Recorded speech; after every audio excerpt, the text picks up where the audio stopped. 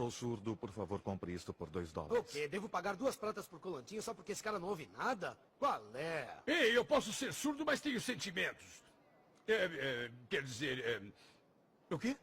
Chris, você andou bebendo? Claro, e você envelhecendo. Eu quero que vocês dois transem na minha frente e eu vou jogar 40 mangos nos seus corpos suados quando terminarem. Vamos ver a grana.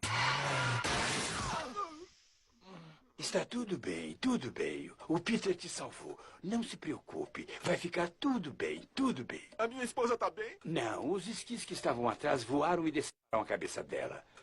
Você pode desligar a seta agora, é irritante. Querem uma festinha ou não? Entra no carro agora mesmo!